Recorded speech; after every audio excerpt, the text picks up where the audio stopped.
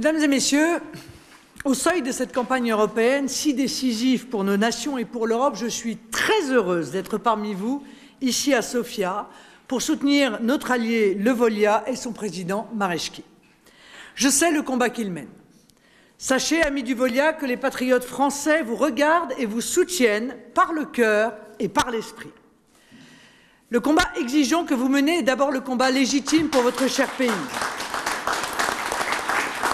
Il est aussi celui pour le droit des nations à être elles-mêmes. Plus largement, il est le combat pour la liberté des peuples et des gens. Votre combat est le combat le plus juste et le plus beau qui soit. Ce combat, nous le menons avec vous. Chacun s'en rend compte. Nous sommes en train de vivre un moment historique, la fin d'un cycle, et avec la révolution idéologique et politique en cours, la possibilité d'entrevoir un grand basculement politique en Europe et dans chacun de nos pays. La période de la mondialisation sauvage qui correspondait au rêve oligarchique d'un gouvernement planétaire par la caste mondiale se referme. Nous assistons partout au retour des peuples et même dans certains pays à la révolte des peuples. Ce grand basculement, nous en avons vu les signes dans le monde. Les États-Unis avec l'élection du président Trump contre les mondialistes du clan Obama-Clinton.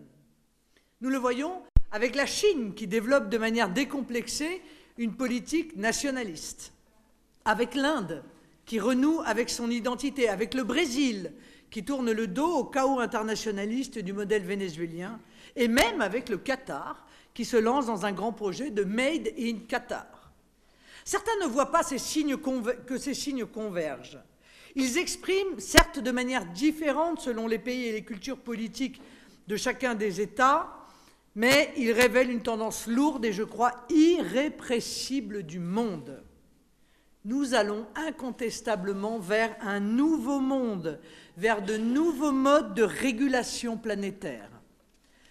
Mais peu importe finalement que certains s'agitent à défendre un modèle obsolète qui a vécu et qui voudrait laisser ouverte une page qui se tourne. Ce qui se passe politiquement relève du tellurique et donc, je crois, de l'irréversible.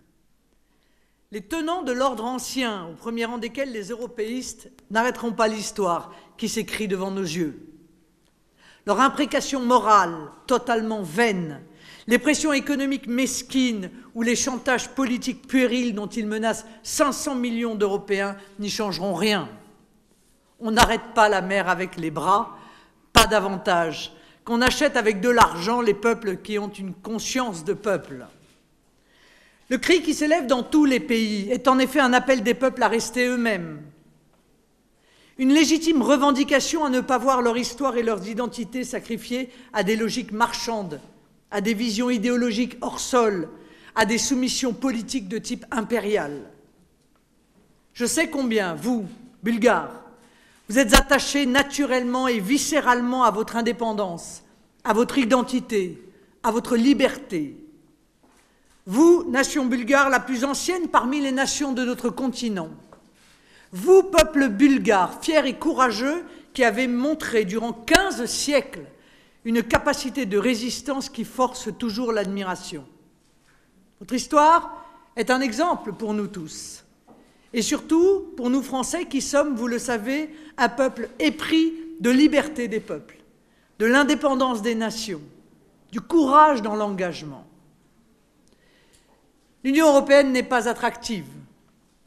Le projet qu'elle tente d'imposer par la force, la ruse, le mensonge est un repoussoir. Son caractère antidémocratique, coercitif et même empreint de violence vient ruiner l'idée européenne même. Enfin, son bilan relève du désastre économique et social. L'Union européenne, la triste Union européenne, fédéraliste et marchande, sentencieuse et autoritaire, n'est forte que de ces milliards, qui sont en réalité, ne nous y trompons pas, ceux des États qu'elle veut voir disparaître. Ces milliards, elle les propose en échange de renonciation des peuples d'Europe à être eux-mêmes, en échange d'un démantèlement méticuleux de nos défenses immunitaires nationales, en échange de l'abjuration de valeurs qui fondent nos civilisations, et tout particulièrement ici, sur cette terre bulgare, des valeurs chrétiennes qui font partie intégrante de votre identité, de notre identité européenne. Pire, elle propose en échange d'une politique migratoire insensée qui revient à la submersion de l'Europe, c'est-à-dire à sa dilution, puis finalement à sa disparition. Vous, amis bulgares, chers amis bulgares, vous devez savoir ce qui vous attend si vous ne réagissez pas. Ce qui vous attend, c'est ce qui se passe en France. Mon pays, la France, connaît une véritable submersion, avec l'installation de migrants dans tous les villages, avec des villes qui ne sont plus françaises, avec des quartiers qui échappent à toute autorité de l'État et sont livrés aux mafias, aux gangs, aux islamistes. Mon pays, malgré son poids historique et économique, est en voie d'asservissement politique et économique. C'est une perspective qu'aucun pays libre ne peut accepter. Notre projet a pour finalité la libération de l'Europe. Pas davantage, nous ne voulons nous résoudre à voir ruiner l'idée d'une coopération en Europe. Le Brexit constitue une illustration tangible d'un pays que l'Union européenne, par son intransigeance, a conduit vers la sortie. Nous pensons que ce sont les nations qui vont sauver l'Europe et, dans un premier temps, restaurer l'idée européenne et redonner aux États européens le légitime bonheur de parler d'égal à égal. Ce que nous voulons, c'est mettre en œuvre une coopération dans l'intérêt des peuples et non pas contre eux. Une coopération librement acceptée et non plus imposée, une coopération qui ne sacrifie pas l'efficacité économique et sociale à l'idéologie de la cupidité marchande.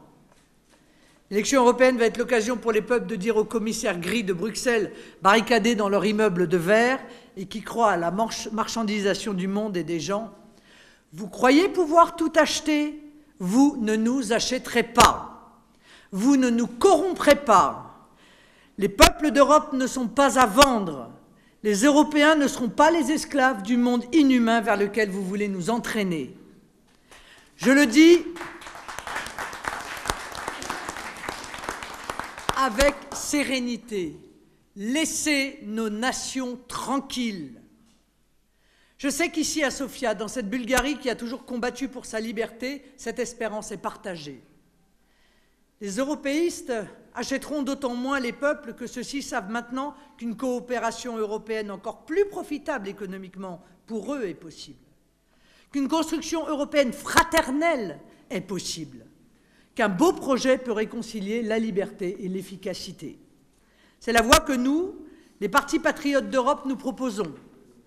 Le projet d'organisation que nous portons doit être une alliance européenne des nations. Ce projet est fondé sur la valeur cardinale qui unit les peuples d'Europe et que notre continent a enseigné au monde, la liberté. La liberté est aujourd'hui, dans une Union européenne tyrannique, une valeur révolutionnaire.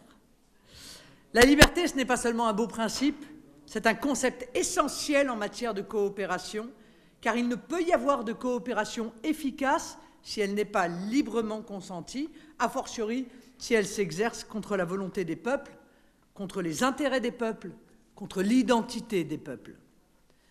Ce que nous proposons n'est pas un Big Bang institutionnel, mais un changement de direction de l'organisation européenne qui nous permette, dans la négociation, de construire une organisation souple au sein de laquelle chaque pays choisirait les cercles des coopérations auxquels il souhaite librement adhérer, en participant ou non à des agences thématiques. Ce que nous proposons en Europe, c'est l'idée d'une alternance après 30 ans de gouvernement unique. Est-ce là déraisonnable? Non. Dans un régime démocratique, une alternance, c'est naturel. Cela correspond à une respiration normale de la vie démocratique. Ce passage de l'Union européenne vers une alliance européenne des nations nous permettra de construire une Europe plus juste, plus authentiquement démocratique, plus respectueuse des identités, plus attentive à la belle diversité des cultures qui composent ce grand continent qui est le nôtre. Ce sera au profit de chaque nation qui fait d'elle une richesse irremplaçable l'Europe de la sécurité, de la protection et de la liberté. La Bulgarie, comme la France et comme tous les pays d'Europe, ne doivent pas rester à l'écart de ce grand mouvement du monde. L'histoire nous appelle, nous serons au rendez-vous qu'elle nous fixe. Je vous remercie.